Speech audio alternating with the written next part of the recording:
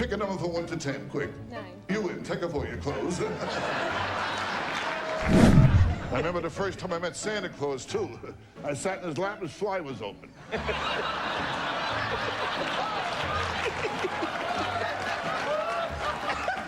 What a present he gave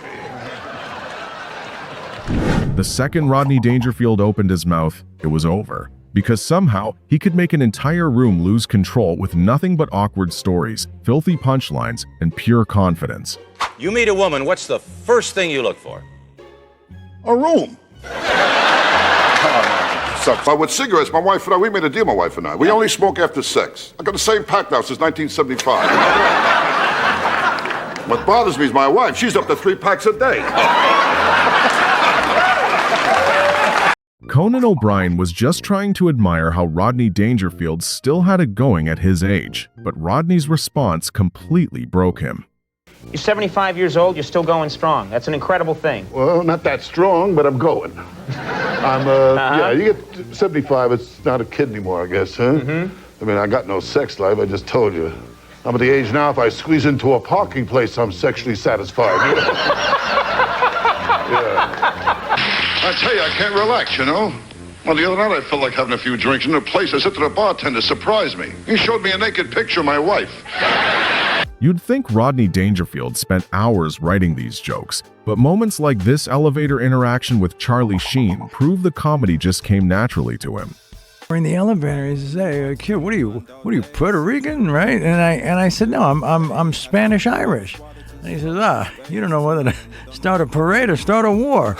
And it's like, doors open and he just walks out. He just had that on standby, or built it in the moment. He probably built it in the moment. Yeah. There was one thing about Las Vegas that Rodney Dangerfield absolutely loved. And honestly, the reason is exactly what you'd expect from Rodney. Well, you're back to Vegas, back to the MGM Grand. You must like it there. You I like Vegas? the MGM Grand. They treat me right. I like Vegas. Yeah. My wife, too, we both like Vegas, you know? Yeah, my wife likes to play the slots, and I like to play the sluts, you know? So it works out good for everybody, you know? As far as inappropriate jokes go, this one sits near the top, and it left Craig Kilborn completely speechless.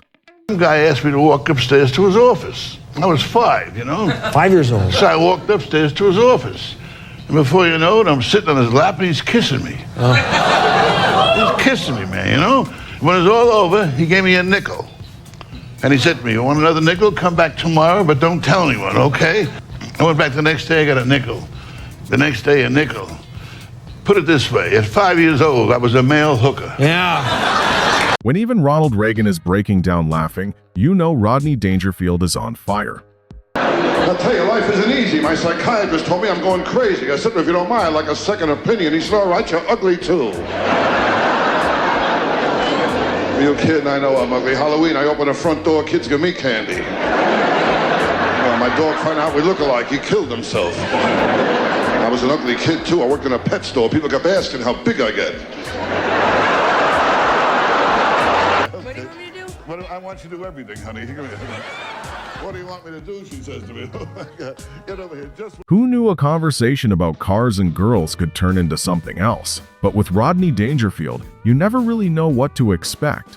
I'll tell you, every time I buy a car, I get stuck. You know, the salesman always says she's a beauty. Never says he's a beauty. I found out why, because a car and a girl are very much alike. I mean, with either one, a car or a girl, when you're going to use one, they always lie about the mileage.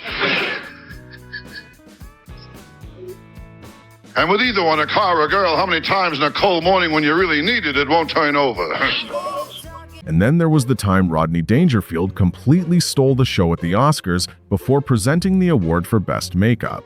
But, where was I? Makeup. No, makeup was important. Although last week I met a girl, makeup didn't help her at all. I mean, this girl was ugly.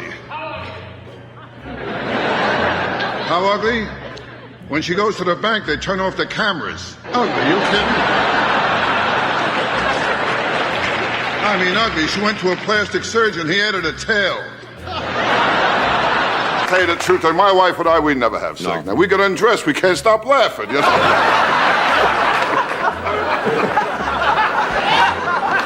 But I'll tell you one thing, when my wife does have sex, she screams. Ooh, especially when I walk in on her.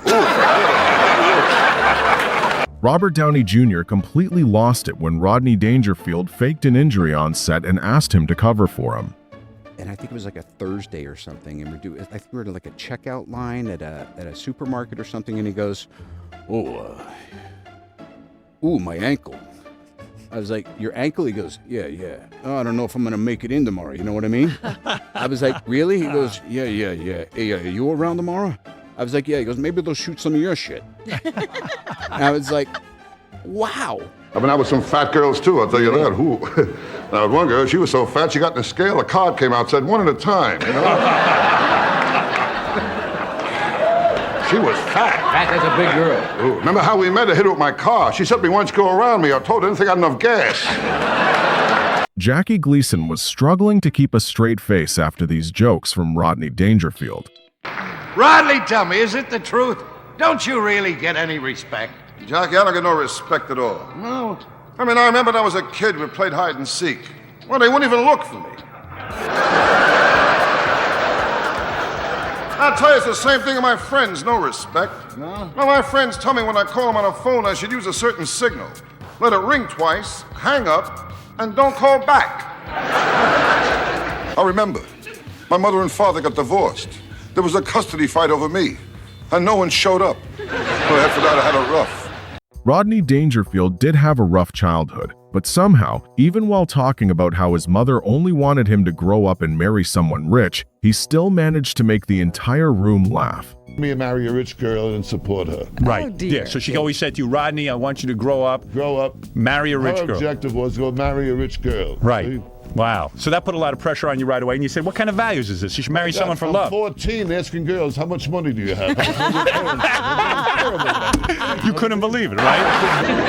Hey, why don't you say you and I got out of here and go someplace special, like the backseat of my car, huh? I'm not interested in casual sex. It won't be casual. I'll keep my tie on, all right? How did you get in here? Rodney Dangerfield never exactly considered himself a handsome man, but at least we got some incredible jokes out of it. Yeah, kid, I know I'm ugly. I stuck my head out the window, got arrested for mooning. I know I'm ugly. I went to a freak show. They let me in for nothing. Kid, I was an ugly kid, too. How ugly? How ugly?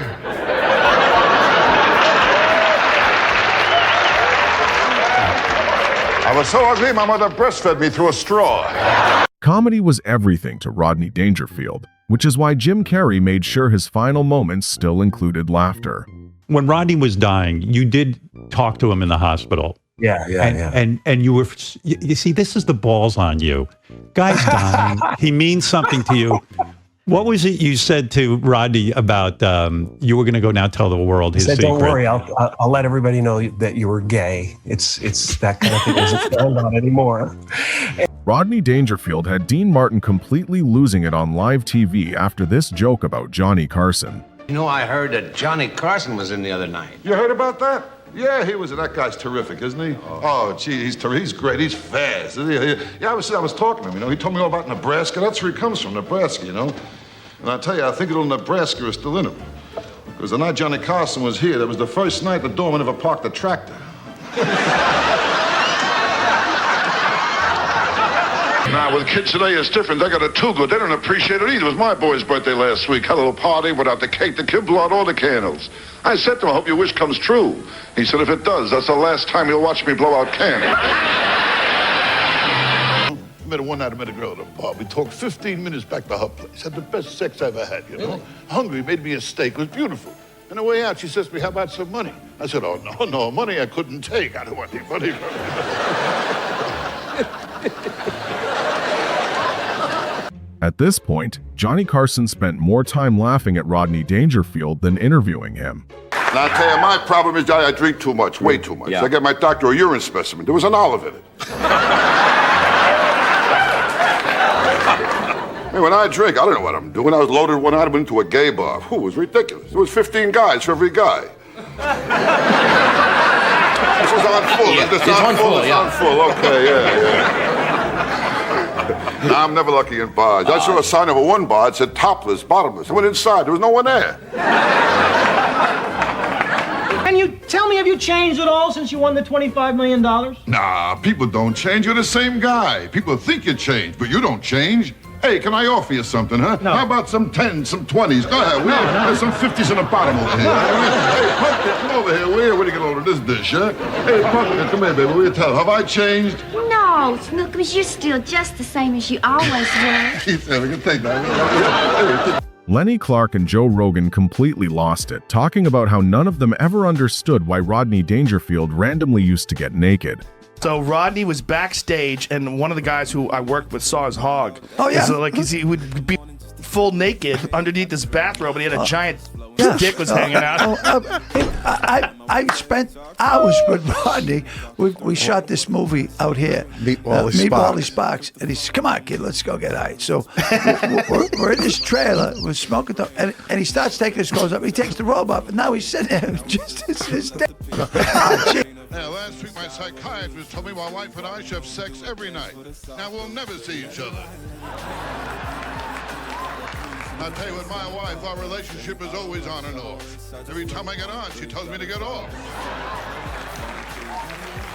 Oh, last night she told me she wants to have sex in the back seat of the car. I drove her and that guy around all night, you know? As insane as they were, Rodney Dangerfield's wife jokes never got old. This behind-the-scenes moment between Harvey Korman and Rodney Dangerfield had the entire crew losing it on set. Show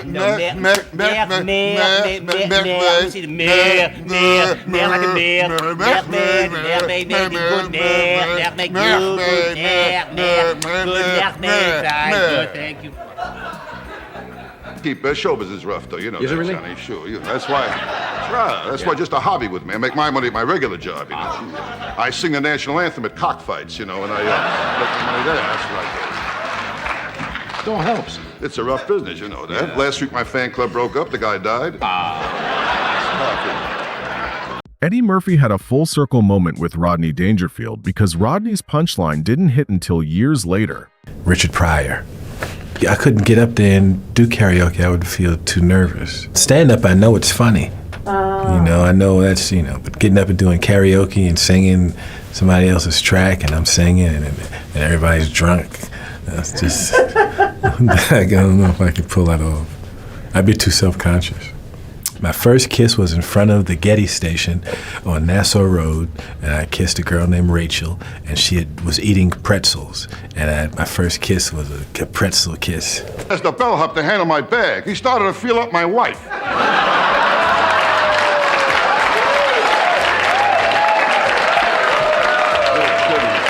I said to him, I said, hey, buddy, who told you could play around my wife? He said, everybody. I tell my wife I can never relax, you know. I told her our kid is spoiled. She told me a lot of kids smell that way. She's a lousy cook, too. She can't cook at all. I leave dental floss in the kitchen, the roaches hang themselves.